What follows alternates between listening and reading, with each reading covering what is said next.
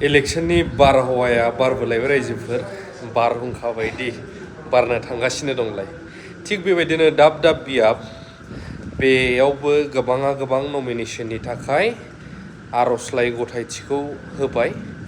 दा बेबायदिनो जोंहा जोबथारनाय होननानै बुंबाबो गोरोन्थि जानाय नङा ओरै सोनाब फारसे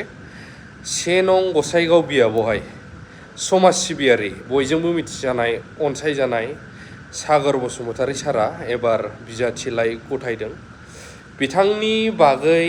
जोङो गोबां गुबुन जायगानि मिथियाब्लाबो गावनि लकेलनि गोबाङा मिथियै गैया बिथांखौ सासे जाफुंसार बिथाङा समाजनि खामानि मावगिरि ससियेल वर्कार आरो लोगोसे जाफुंसार बिजनेसमेन बिथांनि मावनायफोरखौ जोङो बुङोब्ला गोबां खम जागोन मानो होनोब्ला बिथाङा गोबां समाजनि खामानि मावबोदों आरो ओनसोलनि मानसिफ्राबो गोबाङा बुङो आरो जोङो गोबां नुनो मोनदों बिथांनि सापर्टारफोर दोहौखौ बे जाहैबाय BPFनिफ्राय बिथाङा टिकेट दाबिदार सासे आरो गोबां दङब्लाबो मानो होनोब्ला गसाइगावनि हायार सेकेन्डारि गेट लुफुंनाय बिदिनो आइजोफोरनि NGOनि माखासे मानि नांगौथि सिगांनिफ्रायनो अनसुंथाइ होबोनाय खामानि मावनानै होनाय लोगोसे बाथौ गौथुमनि धोरोम सिबियारि सुबुंफोरनो माखासे अनसुंथाइ होबोनाय आरो बिदिनो ससियेल सार्भिस गोबांथार गैयैफोरनो हेफाजाब होनाय फरायनाय लिरनाय बेफोरबायदि गोबां खामानि मावबोनायखौ गोबाङा मिथिगौ आरो बे सैथो आं नोंथांमोननो फुटेजखौ ससेबाबो फिसाबाबो क्लिपखौ माखासेखौ होबोनो हादों आरो बेफोरबायदि सानथ्र'नो हायै गोबां खामानिफोर दङ दा बेफोरबायदि लिडारखौ मानो लुबैदों रायजोफोरा लिडाराथ' गोबां जानो आसा दङ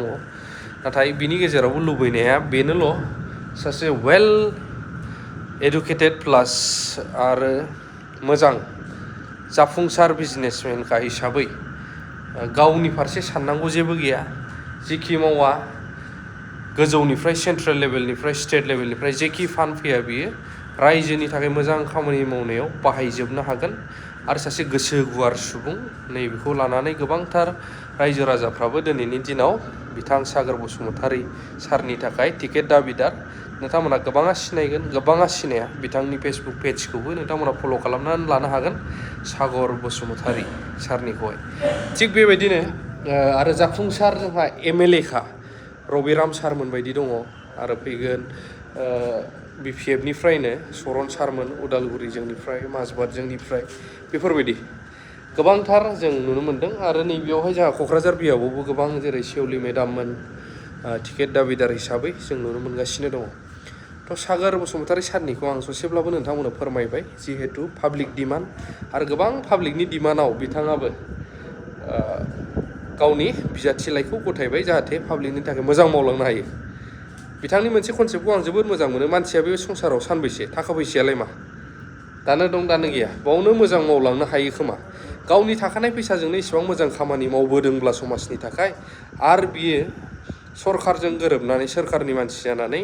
मावनो सुजुग सुबिदा मोनोब्ला बेफोरबायदि मानसिया गोबां खामानि मावबावनो हागोन होननानै आं सानो नोंथांमोना मा सानो बुंनायफोरा गोरोन्थि जादोंबा कमेन्ट होनो हागोन आरो मोजां मोनदोंब्ला शेयार खालामनो दाबाव लाभ इउ अल